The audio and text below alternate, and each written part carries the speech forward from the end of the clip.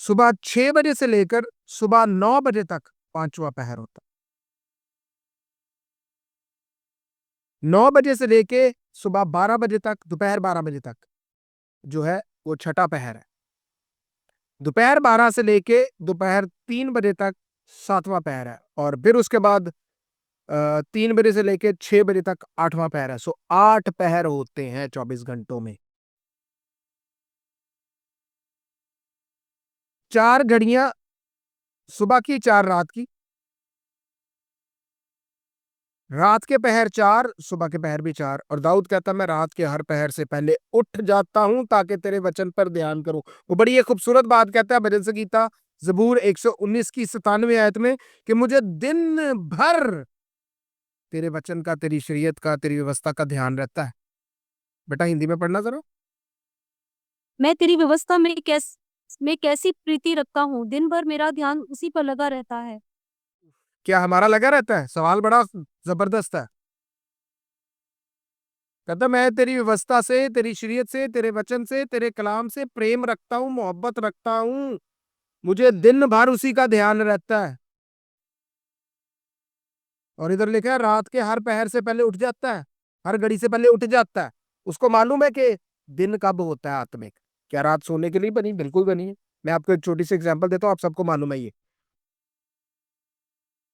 आप रात को 3 घंटे भी सो लें ना, 3 घंटे मुसलसल सो गए, आप सारा दिन काम कर सकते हैं। आप सारा दिन सोए रहे, रात को उठेंगे काम करने के लिए, आप में सुस्ती रहेगी, नींद नहीं पूरी होती है। रात के 3 घंटे आपने सो लिया कंफर्टेबली, बस खलास। आप सारा दिन काम करेंगे, एक्टिव काम करेंगे। लेकिन अगर आप दिन भर सोए रहे और रात को जागने की कोशिश करें, जैसे ही रात के 1-2 बजेंगे, आपको नींद आना शुरू हो जाएगी।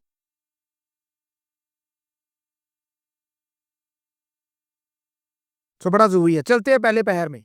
सो ये बात तो हमें अंडरस्टूड है कि रात के वक़्त जो है, जो यशायाह 50 में हमने पढ़ा है ना कि वो रात के हर सुबह मुझे जगाता है। रात को जब आप सोए होते हैं ना, आपकी 12 से 3 के दरमियान आँख खुलती है। आप उठते हैं। आपको सम टाइम ऐसा भी लगता है कि किसी ने आपको जगाया है। और स्पेशली वो बेटियाँ जो गर्भवती होती हैं, उनको और उनके हस्बैंड्स को इस टाइम में आँख लाज़म खुलती है और उन्हें ये लगता है कि somebody has wake them up. उनको किसी ने उठाने की कोशिश की, उठ जा भई। मगर नींद बड़ी प्यारी होती है। लोग नींद में ही रहना पसंद करते हैं।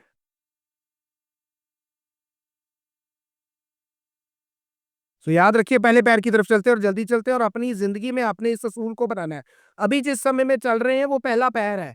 वो पहली घड़ी है वॉच आवर जिस समय में अभी भी हम चल रहे हैं। ये पहला पहर है और ये बड़ा महत्वपूर्ण है। इसकी बड़ी इंपॉर्टेंस है, बहुत वैल्यू है इसकी। इसे शाम का पहर कहते हैं। और ये आत्मिक सुबह है हमारी। रूहानी तौर पे सुबह में हम चल रहे हैं।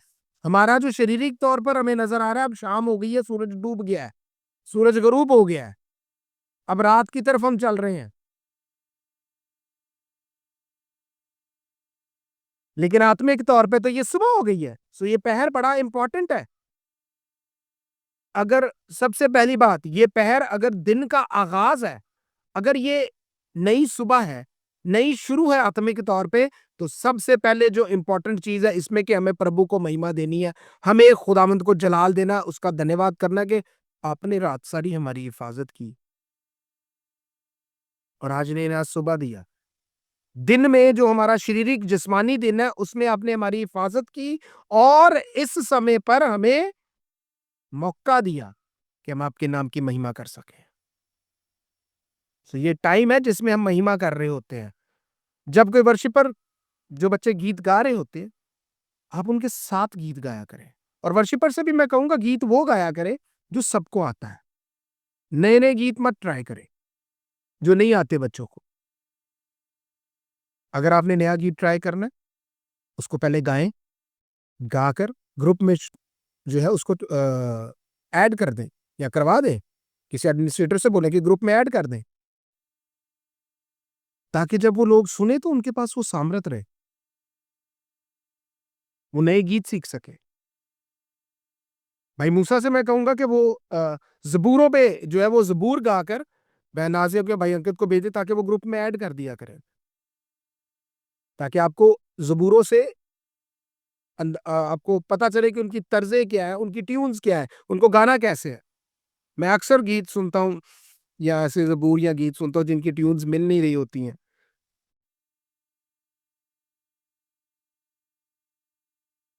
तो वो बड़ा होता है। सो आपने अगर वर्शिपर से नया गीत गाना है, तो बहन दर्शना को फॉरवर्ड कर दें आप या बहन नाज़िया को फॉरवर्ड कर दें।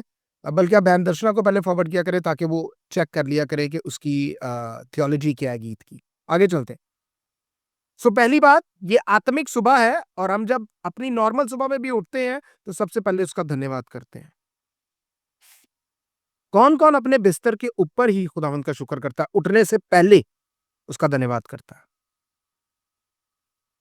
आमीन। Praise the Lord. खुदावंद का शुक्र करते हैं। नीति वचन में लिखा हुआ है जो सुबह-सुबह अपने दोस्त के लिए दुआए खैर करता है, अपने मित्र के लिए प्रार्थना करता है, वो उसके लिए श्राप हो जाता है, उसके लिए लानत हो जाती है।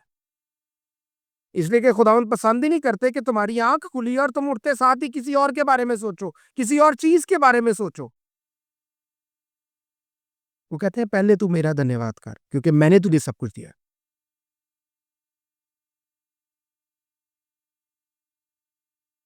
भैया आहिस्ता-आहिस्ता पता चलेगा यार, ये आसान नहीं है। So the thing is that ये हमें ज़हन में रखना है कि 6 बजे या सूरज जब गरूब होता है तो हमें धन्यवाद करना शुरू करना है उसकी। सबसे पहले उसकी प्रेज़ करनी है। ये वॉच आवर, ये घड़ी, ये पैर बड़ा इम्पोर्टेंट है उसका धन्यवाद करने के लिए।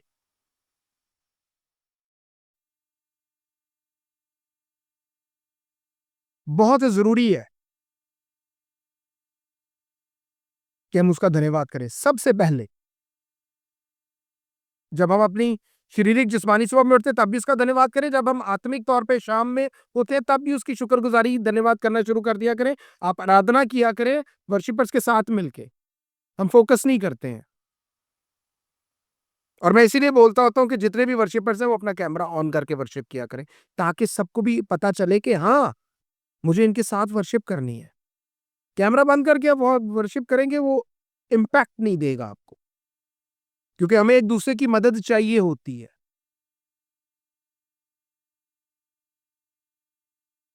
हाँ, जो गीत मुझे आते हैं वो चल रहे होते हैं, वो गा रहे होते हैं तो मैं साथ-साथ गा रहा होता हूँ, मुझे मज़ा आता है गाने। क्योंकि जब आप मिलके आराधना करते हैं ना तो पवित्र आत्मा की सामर्थ, अभिषेक, मसा, खुदा के रूह की प्रेज़ेंस हमारे साथ होती है। ये बात अगर हमें समझ में आ जाए तो that is what B wonderful. दूसरी बात, इस पहर में बहुत खूबसूरत बात जो चल रही होती है। ये वो पहर है, ये वो घड़ी है जिसमें शिफ़ा भी चल रही होती है। यानी आप जितनी आराधना करेंगे, उतनी शिफ़ा भी आप लेंगे। आपके अंदर शिफ़ा काम करेंगे क्योंकि आप प्रस्तिश कर रहे हैं, उसके नाम को जलाल दे रहे हैं, उसके नाम की महिमा गा रहे हैं, उसको प्रेज़ कर रहे हैं आप। सो ये वॉच आवर 2 चीज़ों के लिए बड़ा इम्पोर्टेंट है। क्यों?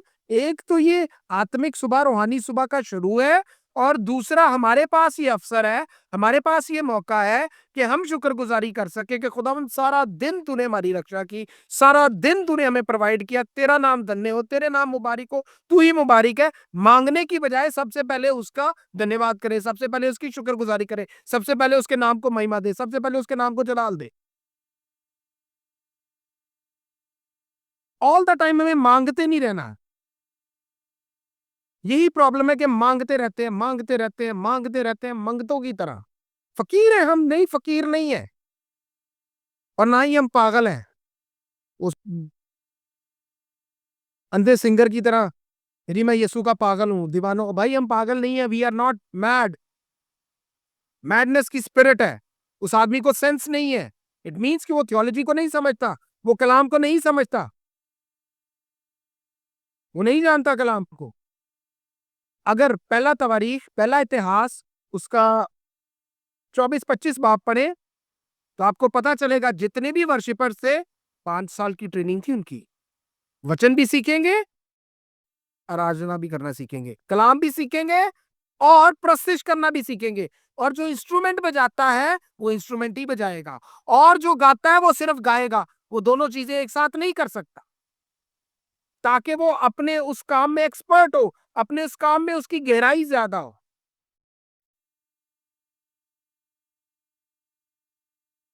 ये बात समझ में नहीं आता। यही प्रॉब्लम है, ये लोग अंधेरों में हैं और मजीद अंधेरों में जा रहे हैं। यीशु ने ठीक कहा था मत्ती 24 की 24 में कि बहुत यहां तक हो जाएगा कि धर्मी ईमानदार भी भटक जाएंगे, और भटके हुए हैं, भटके हुए हैं। पैसा चाहिए, लोग चाहिए, बस नाम चाहिए, उसके लिए कुछ भी करना पड़े। हम बाइबल में जो लिखा है हम उसकी केयर नहीं करते, ओके फाइन। सो वापस आते हैं।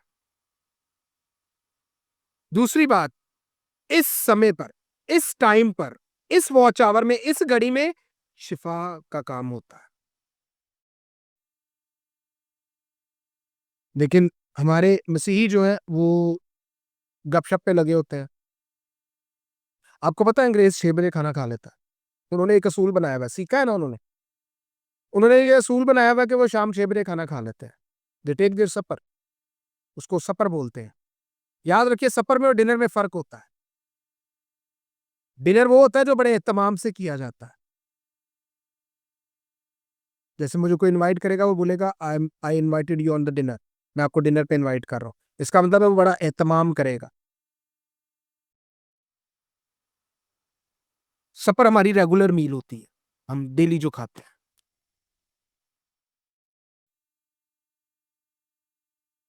और 6 बजे लोग खाना खा के 8-9 बजे तक बेड पे। तो मेरे बगले जी से रोटी 10 बजे मिलती है, की करिए। सो हम लोग तो लेट ही खाते हैं।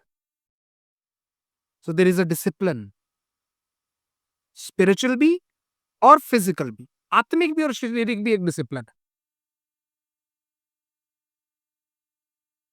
इसीलिए हम बोलते हैं लास्ट सपर, आखिरी खाना शाम का, और वो सूरज डूबने के बाद ही हुआ। और यीशु उसमें मौजूद थे। चले कलाम की तरफ देखते हैं कैसे ये शिफा के लिए जरूरी है। मत्ती 14 बाब 13-15 पढ़ेंगे, यीशु क्या कर रहे हैं। जब यीशु ने यह सुना तो नाव पर चढ़कर वहां से किसी सुनसान जगह एकांत में चला गया, और लोग यह सुनकर नगर नगर से पैदल उसके पीछे हो लिए। तो उसने निकलकर बड़ी भीड़ देखी और उन पर तरस खाया, और उसने उनके बीमारों को चंगा किया। तब सांझ हुई तो उसके चेलों ने उसके पास आकर कहा, यह तो सुनसान जगह है और देर हो रही है, लोगों को विदा किया जाए कि वे बस्तियों में जाकर अपने लिए भोजन मोल ले।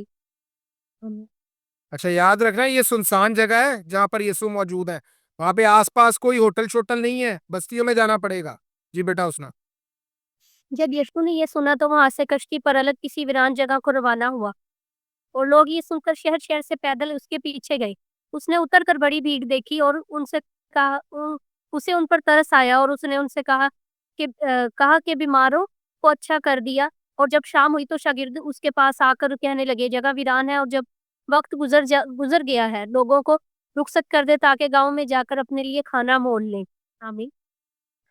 तब भी लोग सूरज गरूब होने पर, क्योंकि तब तो इंटरनेट नहीं था, लाइट्स नहीं थी, इलेक्ट्रिसिटी नहीं थी, सूरज गरूब होता था, लोग खाना खाते थे, सो जाते थे।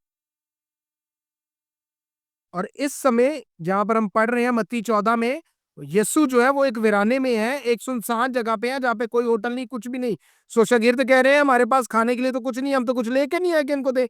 सो इनको तो भेज दे। अच्छा, जो खूबसूरत बात वो ये है कि यीशु के पीछे जो लोग आते थे उनको खाना भी दिया जाता था, ताकि क्योंकि सुनसान वो लोग बड़ी बड़ी देर तक बैठे रहते थे। तब वहां पर हमारे पास जो है वो पिज्जा की डिलीवरी का कोई सिस्टम नहीं था, बर्गर्स की डिलीवरी का कोई सिस्टम नहीं था, डिलीवरी सिस्टम कोई नहीं था कि कॉल करेंगे डिलीवरी उसी जगह आ जाएगी। सो खुदावंद को उन पे हमेशा तरस आता था कि ये भूखे मेरे पीछे चल रहे हैं, तो उनके खाने का कुछ इंतजाम करो। और वो करवाते थे, शागिर्द करते थे। मगर आज तो पाजी साहब का पेट नहीं भरता। वो कहते ने दई जाओ, दई जाओ, दई जाओ, दई जाओ, थोड़ा अभी भी दे, और दें, और दें, और दें। बस देने पे ही जोर दिया होता है। और लोगों पे मुझे हैरत होती है, लोगों पे भी लोग ऐसे ब्लाइंड है, अंधे हैं कि वो देते हैं और उनकी बरकतें फिर नहीं है, फिर भी देते। इतनी जुर्रत नहीं है। मुझसे लोग सवाल करते हैं कि सर हमारा कर्ज नहीं जा रहा हमें। अब मेरा सवाल होता है, अच्छा आप दुआ करते हैं? बिल्कुल करते हैं सर, हम रोजे भी रखते हैं, बाइबल भी पढ़ते हैं। अच्छा दसवंत दाय की देते हैं? जी बिल्कुल देते हैं। मैंने कहा जिसको देते हैं उससे कभी पूछा ये क्या मसला? हाँ उनसे पूछते हैं, वो कहते हैं आप दुआ में लगे रहें, ईमान रखें, विश्वास रखें, धीरज रखें, सब्र रखें। मैं कब से धीरज रखा हुआ है? 4 साल हो गए, कर्ज ही नहीं खत्म होता। क्यों नहीं खत्म होता भाई? इसलिए कि जिन हाथों में आप दे रहे हैं उनमें बरकत नहीं है। मलाकी 2 की 1 कभी पढ़ी नहीं, समझ ही नहीं आई। मलाकी में खुदावंद ने रिब्यूक किया है पास्टर्स को, जाजकों को, काइनों को कि तुम गलत हो। इसीलिए लिखा हुआ है कि सारा दसवंत मुदी खाने में लेके आओ, सारी दाई की जखीरा खाना में लेके आओ। और आगे से वो कहते हैं देखिए जी, ये तो मेटाफोर लिखा हुआ है, ये तो महावरतन लिखा हुआ है, क्या चर्च में कभी कोई जखीरा खाना होता है? जी जनाब, जरा नेहमिया को पढ़े, अजरा को पढ़े। सेपरेट कोठड़ियां बनवाई कि जो दसवंत दाई की आती है उसके अंदर रखा जा सके। क्या आप लोगों को अंधा कर रहे हैं? बिल्कुल कर रहे हैं। डंके की चोट पे करेंगे।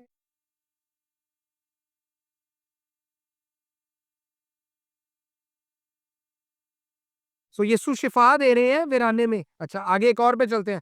लूका 4 बाब 40 और 41 आयत। Book gospel of Luke. Who did it? सूरज डूबते समय जिन जिन के यहाँ लोग नाना प्रकार की बीमारियों में पड़े हुए थे, वे सब उन्हें उसके पास ले आए और उसने एक एक पर हाथ रखकर उन्हें चंगा किया। और दुष्ट आत्मा भी चिल्लाती और यह कहती हुई कि तू परमेश्वर का पुत्र है, बहुतों में से निकल गई। पर वह उन्हें डांटता और बोले नहीं देता था, क्योंकि वे जानती थी कि यह मसीह है। आमीन। ओके बेटा, आपने मरकस पहला अध्याय 32-34 आयत भी निकालनी। और सूरज के डूबते वक्त वो सब लोग जिनके वहाँ तरह तरह की बीमारियों के लोग मरीज थे, उन्हें उसके पास लाए और उसने उनमें से हर एक पर हाथ रखकर उन्हें अच्छा किया। और बदरूहें भी चिल्लाकर और ये कहकर कि तू खुदा का बेटा है, बहुतों में से निकल गई। और वो उन्हें झिड़कता और बोलने ना देता था, क्योंकि वो जानती थी कि ये मसीह है। आमीन। अच्छा याद रखना है, यहाँ पे भी सूरज डूब रहा है। शाम को सब सूरज डूब गया। मरकस, मार्क। संध्या के समय जब सूर्य डूब गया तो लोग सब बीमारों को और उन्हें जिनमें दुष्ट आत्माएं थी उसके पास लाए। और सारा नगर द्वार पर इकट्ठा हुआ और उसने बहुतों को जो नाना प्रकार की बीमारियों से दुखी थे चंगा किया। और बहुत सी दुष्ट आत्माओं को निकाला और दुष्ट आत्माओं को बोलने ना दिया, क्योंकि वो उसे पहचानती थी। आमीन। अच्छा एक बात गौर का तलब है कि बदरुएं निकाली और बीमारियां भी चली गई। जी बेटा उसना जल्दी से। जी। शाम को सूरज डूब गया तो लोग बहुत बीमारों को उनको जिनमें बदरूहें थी उसके पास लाए और सारा शहर दरवाजे पर जमा हो गया। आमीन। बीमारों को जिनमें बदरुएं थी। हीलिंग जो है वो मेंटली भी है, मानसिक भी है, दिमागी भी है, क्योंकि माइंड कंट्रोल करता है ना। हीलिंग फिजिकल भी है, शारीरिक भी है, जिस्मानी भी है। सो ये बात अंडरस्टैंड करने वाली है कि बदरुएं ही बीमारी लेकर आती हैं। लिखा हुआ है कि लोग सब बीमारों को जिनमें बदरुएं थी। सो मैं आपको हमेशा बताता हूं कि हर बीमारी की बदरू है। बदरू एक बीमारी लेकर आती है, उसके नाम के मुताबिक वो बदरू है। और बाइबल इसके बारे में साफ बताती है, जबूर 91 में, भजन संगीता 91 में, साम 91 में, कि महामारी की एक आत्मा है, वबा की एक आत्मा है, पेस्टिलेंस की एक आत्मा है जो काम करती है। जब आप कहते हैं ना जी देयर इज अ स्मोक, तो बेसिकली वो पेस्टिलेंस की एक वबा, एक महामारी की आत्मा है, ध्रुव बदरू है जो काम कर रही है।